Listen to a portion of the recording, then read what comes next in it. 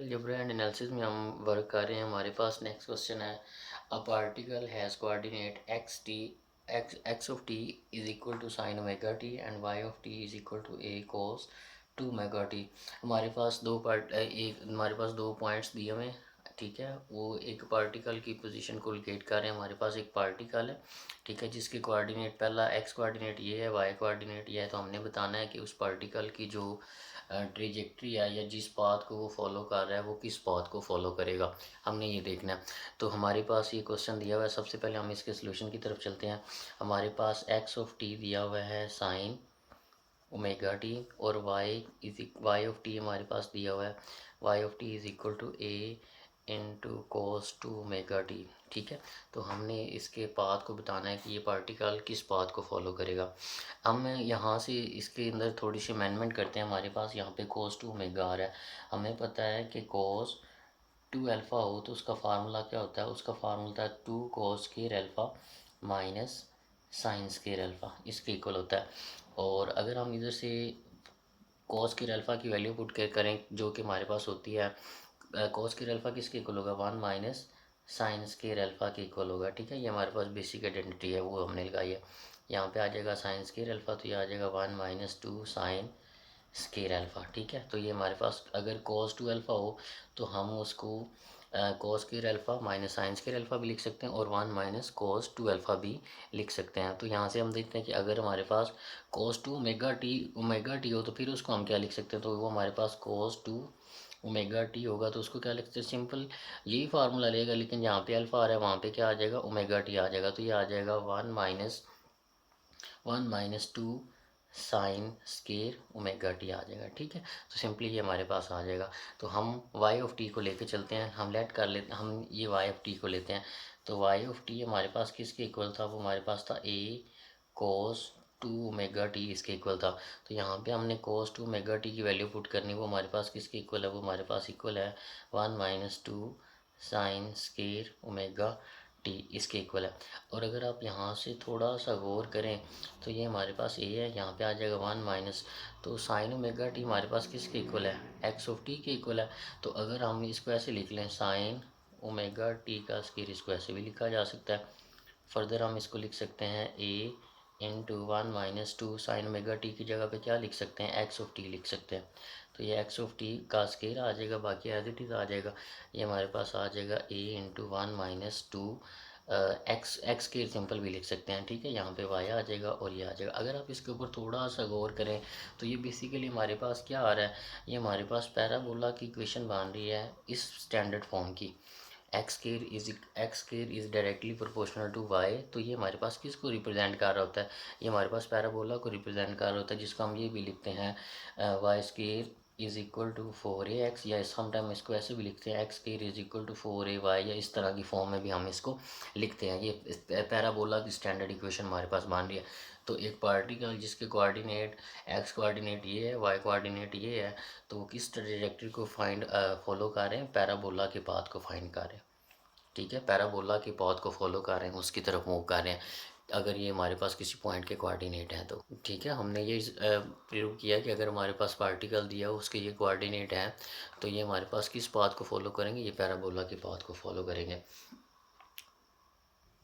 जी next हमारे पास एक और क्वेश्चन दिया हुआ है। हमारे पास क्वेश्चन ये है कि a point particle is moving in x y plane on trajectory given in polar coordinates by equation. हमारे पास एक पॉइंट है, एक हमारे पास पॉइंट पार्टिकल है, वो एक ट्रेजेक्ट्री इन पोलर कोऑर्डिनेट्स बना रहा है, जिसकी इक्वेशन हमारे पास ये थी। हमने ये बताना है कि उस जो पॉइंट है उसकी जो ट्रेजेक्ट्री है, जो वो पाथ बना रहा है वो कौन से पाथ पे मूव कर रहा है इन एक्स वाई प्लेन पे।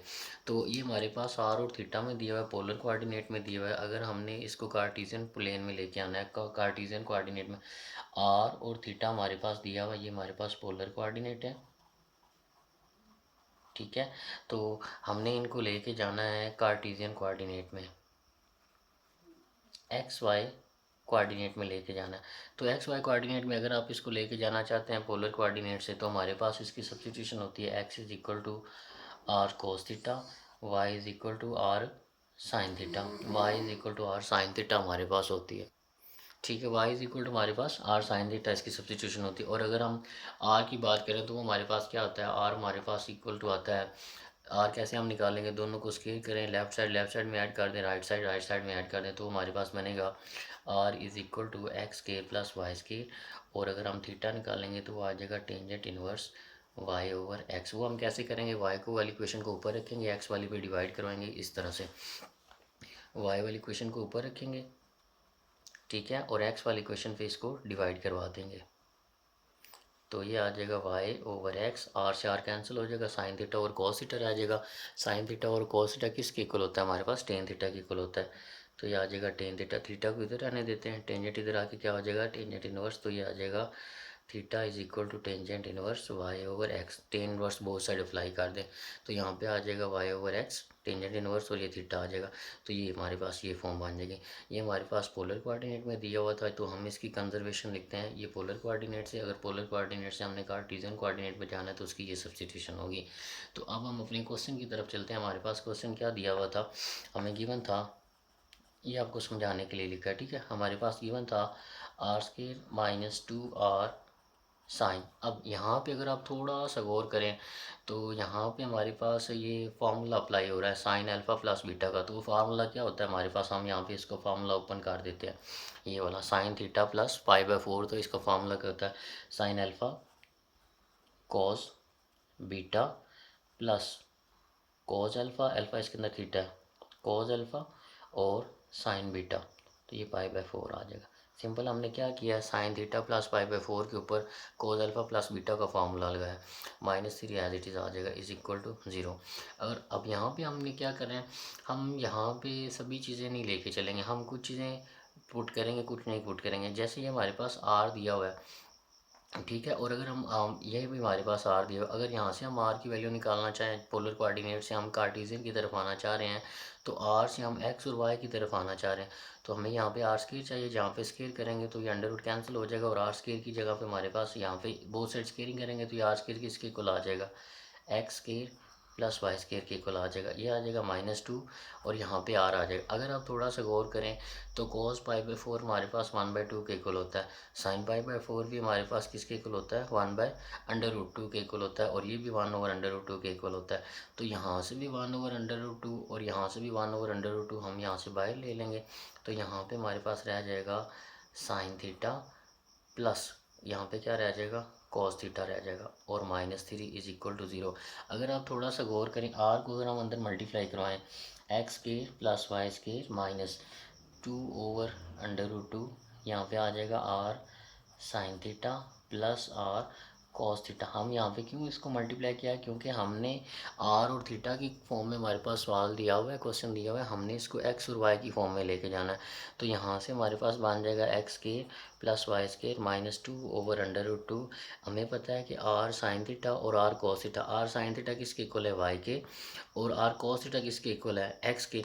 तो हम वाई प्लस एक्स लिख लेंगे, एक्स प्लस वाई लिख लेंगे, दोनों यहाँ पे एक्स लिखेंगे यहाँ पे वाई लिखेंगे, थोड़ा सा रीअरेंज करके लिखेंगे, तो इसको एक्स प्लस वाई और यहाँ पे -3 इज इक्वल टू 0 लिख लेंगे, ठीक है जी। ये यहाँ पे हमारे पास फॉर्म, यही फॉर्म बन जाएगी। अब आपको पता है कि हम अगर हमारे पास ये लिखा हुआ है, ये अगर हम लिखेंगे 2/√2 लिखा हुआ है, इसको हम क्या लिख सकते हैं, इसको हम लिख सकते हैं, ये हमारे पास लिखा हुआ है 2/√2, तो इसको 2 को क्या लिख सकते हैं, √2 लिख सकते हैं, ये वैसे आ जाएगा। इसका स्केयर करेंगे, अंडर रूट से अंडर रूट मल्टीप्लाई होगा तो √2 का स्केयर बन जाएगा, स्केयर और अंडर रूट कैंसिल हो जाएंगे तो ये 2 ही रह जाएगा, यहाँ से 2 कैंसिल हो जाएगा, तो यहाँ पे √2 आएगा। मतलब यहाँ पे 2/√2 लिखा हुआ, वहाँ पे हम सिर्फ √2 लिख सकते हैं। तो हम √2 से यहाँ पे √2 रह जाएगा जब इसको सॉल्व करेंगे, ठीक है। तो उसको अंदर मल्टीप्लाई कराएंगे तो हमारे पास आ जाएगा एक्स के प्लस वाई स्केयर -2 √2x, और यहाँ पे हमारे पास आ जाएगा -√2 into y -3 is equal to 0। अगर आप इसको थोड़ा सा रीअरेंज करके लिखें तो ये हमारे पास बनेगा एक्स के plus y square -2x √2 minus y √2 -3 is equal to 0। तो ये हमारे पास किसकी इक्वेशन को रिप्रेजेंट कर रहा है, ये हमारे पास सर्कल की इक्वेशन को रिप्रेजेंट कर रहा है। हम इसको सर्कल की जो जनरल फॉर्म है उसके साथ अगर कंपेयर करें तो उसकी जनरल फॉर्म हमारे पास क्या होती है सर्कल की, वो हमारे पास होती है एक्स के plus y square plus 2gx +2fy plus c is equal to zero. तो ये हमारे पास सर्कल की जनरल फॉर्म होती है। अगर हम इससे मज़ीद जनरल फॉर्म में चले जाएँ, जिसे हम क्वाड्रेटिक इक्वेशंस की जनरल फॉर्म कहते हैं, तो यहाँ पे हमारे पास आ जाता था ax² plus ay² plus 2gx plus 2fy plus c is equal to zero. तो अगर हमारे पास x² और y² के कोफिशिएंट के साथ यहाँ पे 1 1 पड़ा हो, तो वो हमारे पास किसको रिप्रेजेंट करती है? हमारे पास सर्कल को रिप्रेजेंट करती है। इसी तरह हमारे पास एलिप्स और पैराबोला और डिफरेंट के लिए हमारे पास इसकी वैल्यू डिफरेंट होती है। तो ये जो हमारे पास इक्वेशन आई है, ये हमारे पास किसको रिप्रेजेंट कर रही है? सर्कल की। तो हमारे पास ये जो हमारे पास एक पार्टिकल का वैल्यू दी हुई थी, पार्टिकल की इक्वेशन दी हुई थी, ये किसकी ट्रेजेक्ट्री को फॉलो कर रहा है? सर्कल की ट्रेजेक्ट्री को फॉलो कर लिया। हमारे पास आर और थीटा में ये दिया हुआ था, जिससे हम कंक्लूड नहीं कर पा रहे थे कि ये किस ट्रेजेक्ट्री को या किस पाथ को फॉलो कर रहा है। तो हमने इसको पोलर कोऑर्डिनेट से सबसे पहले हमने इसको कार्टेशियन कोऑर्डिनेट में किया, जिधर से हमने ये देखा है कि ये हमारे पास सर्कल की इक्वेशन बता रहा है, जिससे हमें ये पता चला कि ये जो पार्टिकल था, ये वाला, जिसकी हमें मोशन नहीं पता चल रही थी कि ये किस मोशन को या किस पाथ को फॉलो कर रहा है, किस ट्रेजेक्ट्री को फॉलो कर रहा है। तो हमने इसको पोलर कोऑर्डिनेट से कार्टेशियन कोऑर्डिनेट में ला के देखा है, तो जिससे हमें ये पता चला कि ये पार्टिकल सर्कुलर जो है ट्रेजेक्ट्री, जो सर्कुलर पाथ जो है उसको फॉलो कर रहा है। ठीक है, तो ये दो सवाल थे हमारे पास ट्रेजेक्ट्री पार्टिकल की फाइंड आउट करने के लिए। आई होप आपको समझ आ गई होगी। Thank you.